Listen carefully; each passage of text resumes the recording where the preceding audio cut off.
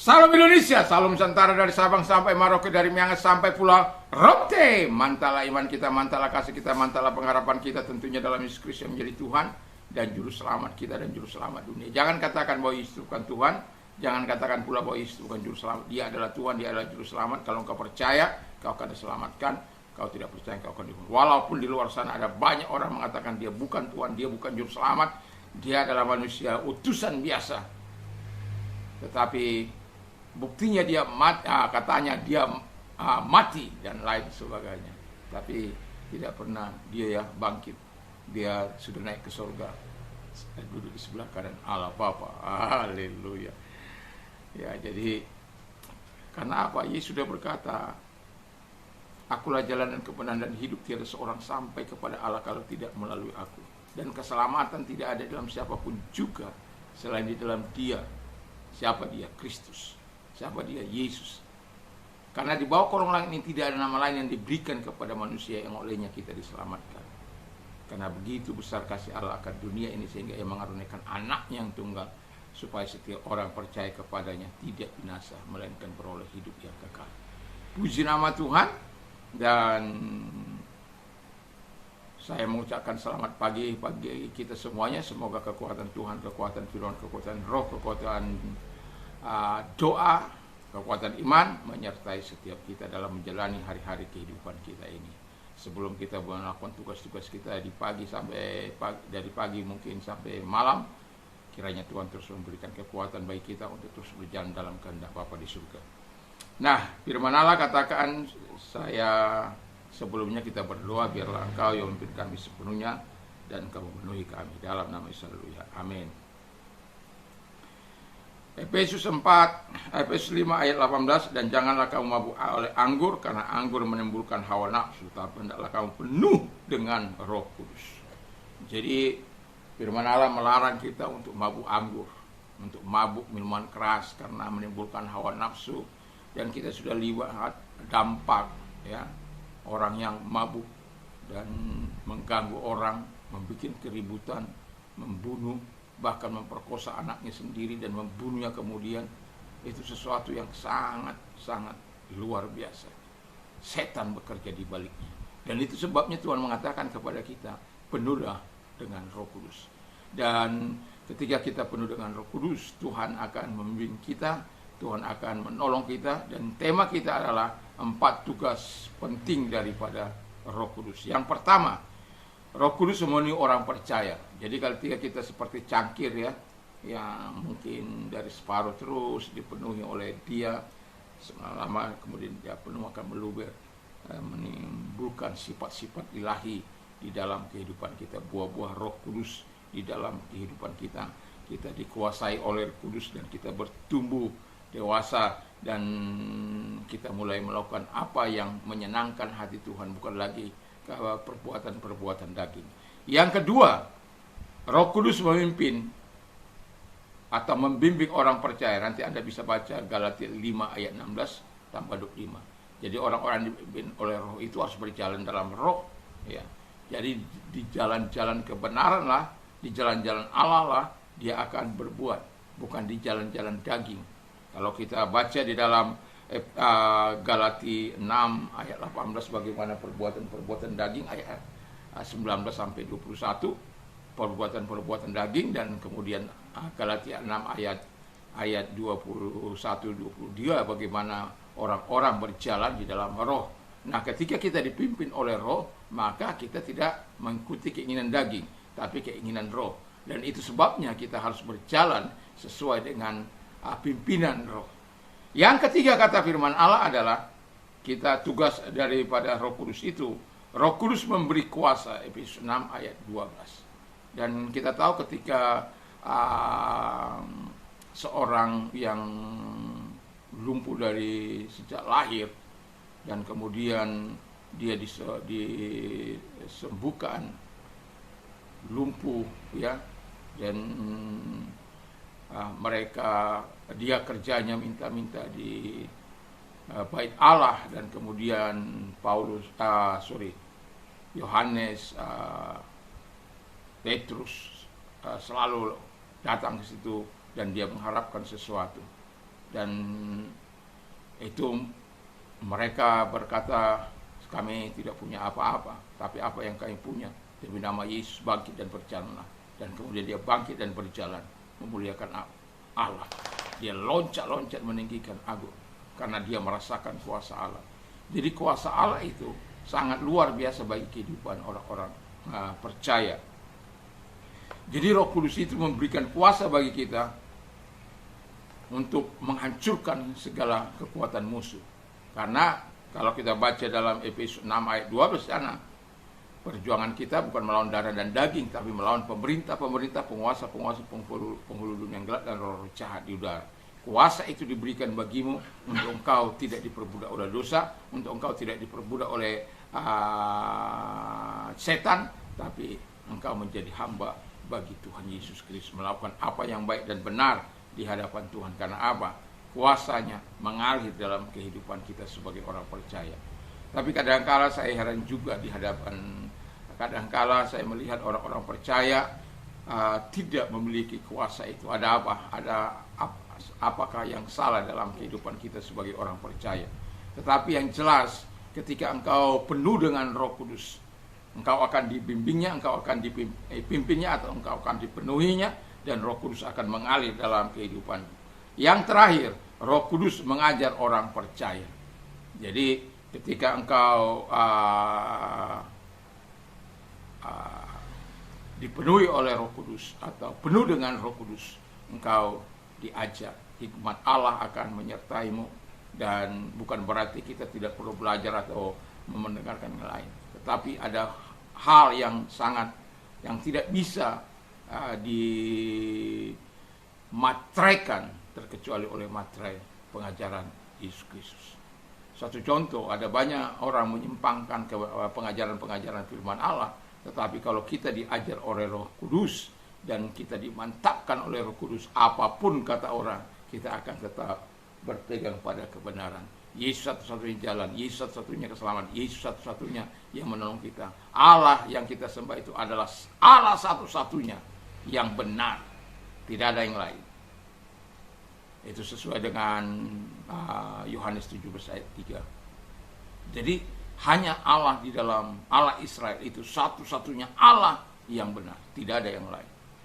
Dan kalau kita tidak mendengar pengajaran dari Roh Kudus, maka kita nggak ada itu ya. Tapi kalau kita mendengar pengajaran Roh Kudus bahwa Allah satu-satunya yang kita sembah itu adalah Allah Israel, dan itu kita akan mengakuinya sebagai Tuhan dan dalam kehidupan kita. Dialah yang memimpin, dialah yang menguasai kita. Dan kita kalau berbicara soal Tritunggal Allah, Bapa, Anak, dan Roh Kudus, itu membingungkan orang. Ya, tiga. Bagaimana tiga tapi satu tapi tiga? Satu hakikat lagi. Mana bisa? Ya, itu karena apa? Roh Kudus tidak mengajar mereka. Roh Kudus tidak membukakan pengertian bagi mereka. Mereka dibutakan. Tapi kalau Roh Kudus yang mengajar kita, itu sangat mudah kita mengerti, sangat mudah kita menerima. Tapi tidak bagi orang lain. Begitu sulit, begitu sukar. Kenapa? Akal mereka, pikiran mereka, nggak masuk logika mereka. Tiga tapi satu tapi tiga. Satu hakikat lagi. Nggak masuk akal itu. Tapi kalau kita yang diajar oleh Roh Kudus, yang dimateraikan olehnya, wah, kita nggak mau apa kau bilang, nggak ada masalah bagi kita. Yang jelas kita dapat mengerti, kita dapat menerimanya, walaupun mungkin ada banyak orang yang tidak dapat menerjemahkan itu, nggak ada masalah.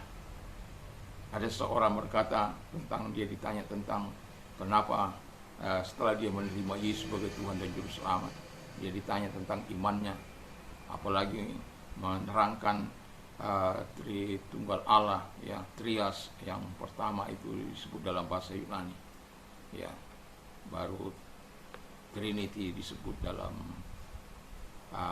bahasa Latin. Dan kita lihat bahwa orang ini nggak bisa jawab. Tapi dia bilang yang begini, saya tidak tahu untuk menerangkan hal-hal yang seperti itu. Tetapi yang jelas ketika saya dipenuhi oleh Roh Kudus, Yesus masuk dalam hati saya menerima dia sebagai Tuhan dan Juru Selamat saya. Yang jelas hidup saya berubah. Kamu boleh tanya satu kampung ini. Kamu boleh tanya anak istri saya. Kamu boleh tanya siapapun yang pernah mengenal saya sebelum saya mengenal Yesus. Karena hidup saya tidak benar. Tapi setelah saya mengenal Yesus, mengenal dan dipenuhi oleh Roh Kudus, saya merasakan hidup damai dan melakukan apa yang baik dan benar. Saya memang tidak mengerti bagaimana merangkan soal Trinitas, tetapi saya mau katakan dia hidup di dalam saya. Dia memimpin saya, dia mengajar saya untuk melakukan apa-apa yang dikehendakinya, apa-apa yang dilarangnya dijauhkan daripada saya. Bukan karena kuat saya, tapi karena Tuhan bekerja dan berkarya di dalam hidup saya. Tugas-tugas Tuhan dilakukan dalam hidup saya, dan selanjutnya saya melakukan apa yang dikehendaki oleh Tuhan dalam kehidupan ini. Semoga kita semua adalah orang-orang yang mengerti setelah tugas Tuhan melakukan kehidupan kita, memimpin kehidupan kita dan membimbing kita, lalu kemudian memenuhi kita, memberikan kita kuasa dan mengajar kita. Kita adalah orang-orang yang mengalami transformasi, orang-orang yang menikmati segala kebaikan, dan kita juga akan tularkan apa yang sudah diberikan Tuhan kepada kita untuk orang lain, supaya mereka juga menikmati hal yang indah dari Tuhan ini. Tuhan Yesus memberkati. Mari kita tunduk kepala dan kita berdoa.